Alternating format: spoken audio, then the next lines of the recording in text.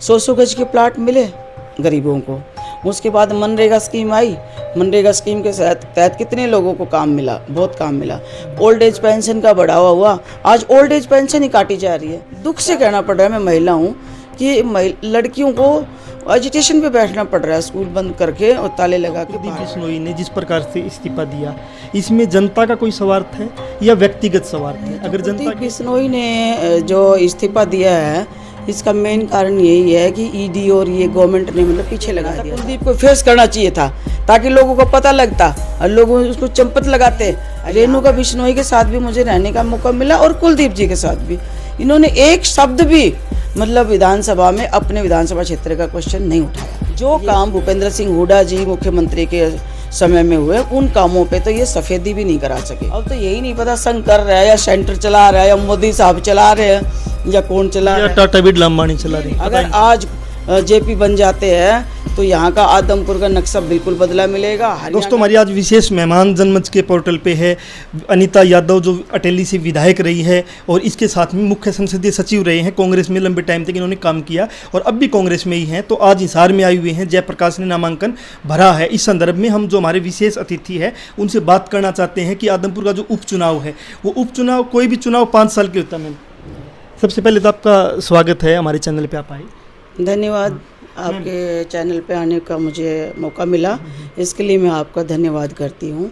Ma'am, कोई भी चुनाव 5 साल के लिए जनता चुनती है, लेकिन लोकतंत्र में विधायक इस्तीफा देकर दोबारा चुनाव में जा सकता है। लेकिन मैं जानना चाहता हूँ, कुलदीप बिश्नोई ने जिस प्रकार से इस्तीफा दिया, इसमें जनता का कोई स्वार्थ है या व्यक्तिगत स्वार्थ है? अगर जनता की जो लड़ाई थी कि किसान आंदोलन इतना बड़ा आंदोलन रहा है, मुआवजे की लड़ाई रही है, या मजदूरों की लड़ाइयाँ रोजाना, स्कूल बंद किए जा रहे हैं, उनके बारे में, उनको लेके कोई इस्तीफा दिया जाता तो सोचा जा सकता था कि जनता का स्वार्थ। तो इसमें आप कैसे देखते हैं? ये जो कुलदीप बिश्नोई ने जो इस्तीफा दिया है, इसका मेन कारण यही है कि ईडी और ये गवर्नमेंट ने मतलब पीछे लगा दिया था और सारी प्रॉपर्टी को सील करने का काम किया था। इसलिए मुझे लगता है कि इन्होंने इस्तीफा देना पड़ा, क्योंकि इनके तो जब से हमने होश संभाला है, जब से हम राजनीति कर रहे, 25 साल से तो हम भी एक्टिव हुए हैं कांग्रेस पार्टी में, तब से इनको हमने पूरा एक्टिव रोल पे ही देखा और वो भी कांग्रेस के पोर्टल पे ही देखा हमेशा। लेकिन अब इनकी मजबूरी, मेरे ख्याल से तो यही मजबूरी है कि इनके बिजनेस को ठप किया गया है या जो भी इस पे असर डाला गया है, इस वजह से ये कांग्रेस को छोड़ गए। और जहाँ तक मेरा सवाल है, एक युग का सा ही अंत हो गया, यूँ कहोगे, मुझे कहने में कोई अतिशयोक्ति। मतलब यहाँ एक चर्चाएं चल रही है कि जो ये बंधुआ विधानसभा इसको बोलते हैं कि एक परिवार के बंधुआ है, और बीज आप बोलते हैं। मेरे को ये कहने में कोई अतिशयोक्ति नहीं है कि विधानसभा में रेगुलर मेरे को 15 साल मुझे बैठने का मौका मिला। मैं चौधरी भजन लाल जी के साथ भी विधानसभा में बैठी हूँ और चौधरी बंसी लाल जी के साथ भी बैठी हूँ और ओम प्रकाश चौटाला साहब के साथ भी, मैडम किरण चौधरी के साथ भी, सुरेंद्र सिंह के साथ भी, और भूपेंद्र सिंह हुड्डा जी तो आप जानते हैं, ये तो रेगुलर, इनकी तो मैं पार्लियामेंट में थी पहले, यहाँ से एमएलए थी सालावाद से। तो मुझे हरियाणा की राजनीति में हर किसी ने किसी के साथ 15 साल 2000 से 2014 तक साथ बैठने का मौका मिला। तो मुझे ये कहने में बड़ा मैं कहना चाहती हूँ अदब से आज आपके चैनल पे खुल के कि 15 साल की राजनीति जो इनके साथ मेरी रही, मतलब कांग्रेस के रूप में 2000 से 2014 तक, ना तो रेणुका बिश्नोई ने भी एक भी कोई क्वेश्चन का आंसर मतलब पूछा विधानसभा में। अगर मैं जिस विधानसभा क्षेत्र से आई हूँ तो वहाँ कोई ना कोई तो पानी, बिजली, कुछ ना कुछ एजुकेशन, कोई ना कोई तो कोई किसी चीज़ की कमी होगी कि मैं एक क्वेश्चन उठ के कर लूँ, स्पीकर से विधानसभा में लगा लूँ। मैं तो असेंबली की बात कर रही हूँ आपसे।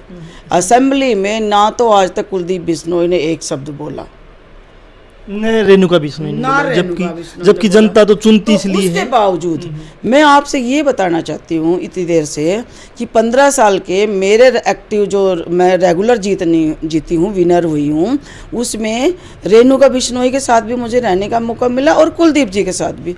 इन्होंने एक शब्द भी मतलब विधानसभा में अपने विधानसभा क्षेत्र का क्वेश्चन नहीं उठाया। ये बड़ी बात। दूसरी बात, मैं जो जयप्रकाश जी हैं, जो ये मेंबर पार्लियामेंट के साथ साथ ये एमएलए भी रहे हैं, तो 2000 से 2005 में इनके साथ में एमएलए भी थी। और आप जानते विधानसभा में एक ही बेंच पे 2 एमएलए बैठते हैं, तो हम दोनों एक ही बेंच पे बैठते थे। जब विपक्षी गवर्नमेंट होती थी, चौटाला साहब की गवर्नमेंट होती थी, उस टाइम हम दोनों एक बेंच पे बैठते थे। तो उठाने के लिए इतने ज़्यादा सारे मुद्दे हैं कि स्पीकर हमें सुनने के लिए तैयार नहीं होता, विपक्ष का स्पीकर। जब हम विपक्ष में थे तो स्पीकर क्यों सुनेगा हमारे। लेकिन 10 साल तक राज में भी मैंने इनको देख लिया, कुलदीप जी को, और रेणुका जी को भी देख लिया। इन्होंने ना तो विपक्ष में कभी मुद्दा उठाया, ना पक्ष में उठाया। तो आज ज़रूरत है इलाके को काम की, चाहे वो अटेली विधानसभा क्षेत्र का काम हो, चाहे आदमपुर का काम हो। आज मैंने सुना था, मैं अभी यहाँ पर हाजिर थी, तो हरियाणा के पूर्व चीफ मिनिस्टर थे चौधरी भूपेंद्र सिंह हुड्डा जी, उनके टाइम में बिजली के पावर प्लांट लगे। बड़ी बात होती है ये, बड़ी बात है कि बिजली के पावर प्लांट, या तो मुझे कोई बता दे कि 4 पावर प्लांट मतलब हमने लगाए हैं, बीजेपी गवर्नमेंट ये कह दे कि हमने 4 पावर प्लांट लगाए हैं, या नाम गिना दे, या फिर मैं गिना दूं। अगर चौधरी भूपेंद्र हुड्डा ने 4 पावर प्लांट हरियाणा में इस योजना में लगाए, 2005 से 2014 तक के बीच की जो टर्नओवर था उनका, दो उसका योजना का, उसमें 4 पावर प्लांट लगाए हरियाणा में, जिसमें 2 मुझे भी मिले, जो झाड़ली आपके क्षेत्र में भी 2 लगे। हाँ, 2 मिले। आपके जैसे खेदड़ का मिला यहाँ पे, और एक उसके साथ वो और भी मिला है। ये परमाणु का भी उसी दौर में पास हुआ है। हाँ जी, हाँ जी। और मेरे भी ये Indira Gandhi super thermal power plant, और वो दूसरा जो है NTPC का, ये मेरे भी झाड़ली में उस टाइम चौधरी भूपेंद्र सिंह हुड्डा जी की देन है ये। उसके बावजूद हमने इतना सारा, मतलब एक विधायक के पास इतना काम होता है, इतना काम होता है कि उसको 1 मिनट की फुर्सत नहीं होती। एजुकेशन के मुद्दे ले लो, बिजली पानी का मुद्दा ले लो, रोड्स का ले लो, और तो क्या ये गवर्नमेंट है, मुझे नहीं पता इस गवर्नमेंट को चला कौन रहा है। दुष्यंत सिंह चला रहे हैं, या क्या कहते हैं खट्टर साहब चला रहे हैं, मुझे नहीं पता कौन, या केंद्र में संघ चला रहा है, ये समझ चला रहा है। हमने उस टाइम देख लिया कि 3 साल के दौरान यही नहीं पता लगा कि काम करता कौन और काम होता कैसे है। इवन एक ट्रांसफ़र के लिए टीचर्स की डिपार्टमेंट में जाएं तो टीचर्स की पॉलिसी समझ नहीं आती हमें, महिलाओं के सोशल वेलफेयर के उसमें बात करें तो वो समझ नहीं आती, लड़कियों के एजुकेशन की बात करें तो स्कूल ही बंद हो रहे हैं। आज लड़कियों को, मुझे दुख से कहना पड़ रहा है, मैं महिला हूँ, कि लड़कियों को एजुकेशन पे बैठना पड़ रहा है, स्कूल बंद करके और ताले लगा के बाहर बैठना पड़ रहा है। आदमपुर में ही अलग अलग गाँव में, खैरमपुर है, मोहम्मदपुर ढाणी है, या चूड़ी है, उन गाँव में, या और भी बहुत गाँव हैं जहाँ लड़कियों को लंबे लंबे धरने चलाने पड़े, या डाणी सांचला है, लंबे लंबे धरने चलाने पड़े, भूख हड़ताल चलाने, उसके बाद सरकार नहीं सुन रही। मेरा एक सवाल और है कि आपने ना चौधरी ओम प्रकाश चौटाला की भी सरकार देखी है, फिर भूपेंद्र सिंह हुड्डा का भी एक राज रहा है, अभी बीजेपी का भी राज रहा, आप लंबे टाइम तक विधायक रहे हैं। और तो मैं तीनों में एक बार थोड़ा सा ये चाहता हूँ, मैंने तो चौधरी बंसी लाल की भी गवर्नमेंट देखी जी। वो क्या हुआ कि 1995 से 2000 तक, जब मैं जिला परिषद की वाइस चेयरमैन थी रेवाड़ी की, जब चौधरी बंसी लाल जी का राज भी देखा था। पर ये जो राज है, ऐसा राज तो मैंने पहली बार ही देखा है, जो किसी का कहीं से भी यही नहीं पता। कम से कम वो सेंट्रलाइज तो थी उनके पास। बंसी लाल जी का जो राज था, जब उनकी भाई सुरेंद्र सिंह की चलती थी, चौधरी बंसी लाल जी से भी कोई मिल सकता था। और उसके बावजूद ओम प्रकाश चौटाला साहब हैं, उनसे सभी मिलते थे, उनके वर्कर। चलो हम नहीं मिलते थे, हम तो हालचाल ही पूछते थे, बाकी काम तो उनका वो खुद ही देखते थे। अब तो यही नहीं पता संघ कर रहा है, या सेंटर चला रहा है, या मोदी साहब चला रहे हैं, या कौन चला रहा है, टाटा बिरला अंबानी चला रहे, पता ही नहीं चल रहा। हमारे टाइम में, कांग्रेस के टाइम में, चौधरी भूपेंद्र सिंह हुड्डा जी के राज में 100 गज के प्लाट मिले गरीबों को। उसके बाद मनरेगा स्कीम आई, मनरेगा स्कीम के तहत कितने लोगों को काम मिला, बहुत काम मिला। ओल्ड एज पेंशन का बढ़ावा हुआ, आज ओल्ड एज पेंशन ही काटी जा रही है। 4-4 लाख ओल्ड एज पेंशन काट दी, ये कह के कि उनका बेटा जॉब पे है इसलिए तेरी पेंशन कटेगी। विकलांग की भी पेंशन काट रहे हैं, बढ़ाने की बात 30,000 विकलांगों की पेंशन काट दी इस सरकार के अंदर, और वो लगातार आंदोलन पे सरकार सुन नहीं पा रही है। आदमपुर का भी उपचुनाव है, क्या आदमपुर के उपचुनाव में आप जो लोग लड़ने वाले, चाहे वो विकलांग हैं, चाहे वो जिनकी पेंशन कटी दूसरे तबके हैं, या आशा वर्कर, मिड डे मील, जो भी है लड़ने वाले लोग, उनको आप एकजुट कर पाओगे इस सरकार के खिलाफ और इस चुनाव में? देखो, वोट का अधिकार है, वो तो अपना अधिकार है, लेकिन मैं ज़रूर आदमपुर में जाके ये बात बताऊंगी कि 10 साल का जो भूपेंद्र सिंह हुड्डा जी का राज था, उसमें हर वर्ग को मतलब बराबर से लेके चला। चाहे चौकीदार थे, चौकीदार की ड्रेस बनी थी, चाहे नंबरदार थे, चाहे बिजली पावर वाले थे, चाहे DC रेट वाले थे, चाहे दूसरे डिपार्टमेंट के थे, सभी का ही विकास हुआ, सर्वांगीण विकास हम कह सकते हैं। एजुकेशन पे बहुत बल दिया गया। मेरे पास यहाँ पे सेंट्रल यूनिवर्सिटी बनी हुई है पाली में, महेंद्रगढ़ डिस्ट्रिक्ट में रावदान सिंह जी हैं, वहाँ पे पाली यूनिवर्सिटी हमारे को मिली है। अगर एजुकेशन का हब कहें कांग्रेस के टाइम में तो मुझे कोई अतिशयोक्ति नहीं है, लेकिन आज मुझे नहीं पता कि कहाँ तो सारे टीचर चले गए, वो कहाँ सारी वो सब कुछ चली गई। हाँ, कांग्रेस का जो 2005 से 2014 तक का जो राज रहा, जो काम भूपेंद्र सिंह हुड्डा जी मुख्यमंत्री के समय में हुए, उन कामों पे तो ये सफ़ेदी भी नहीं करा सके। बेचने का काम किया। मैम, मैं एक और पूछ रहा हूँ कि अभी आगे जनरल चुनाव भी आने हैं, जनरल इलेक्शन भी आना है, क्या कांग्रेस इस एजेंडे पे काम करेगी कि जो उन्होंने 70 साल में काम किया, सार्वजनिक क्षेत्रों को स्थापित किया, जिन सार्वजनिक क्षेत्रों को बीजेपी सरकार ने बेच दिया नमक के भाव में, क्या वापसी जिनको बेचा है वापसी करके उनको सार्वजनिक करने का काम क्या कांग्रेस इस एजेंडे पे काम करेगी हरियाणा में या पूरे केंद्र के अंदर?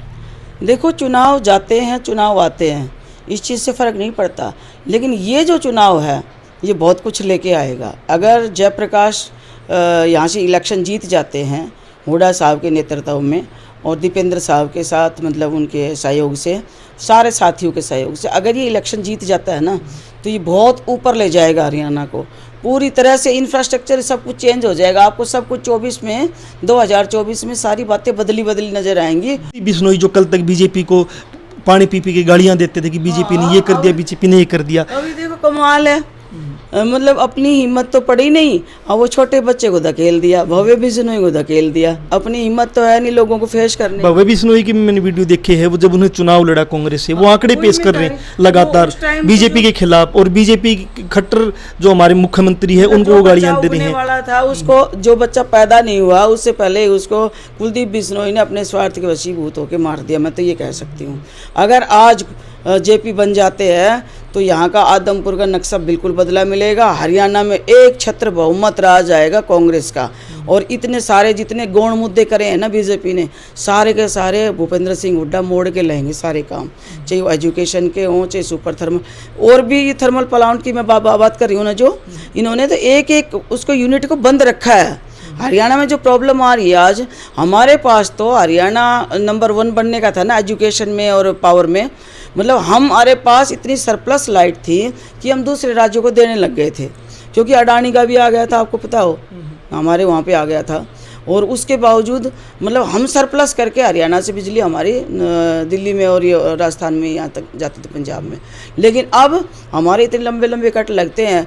गुड़गांव तो आपको पता है हब है, और हब होने के नाते मैं कह सकती हूँ वहाँ पे भी 1-1 घंटे के कट लगती है, 2-2, 3-3 घंटे के कट लगे हैं अभी। और अब की बार तो 4-6 दिन पहले तो 6 घंटे के कट लगे हैं।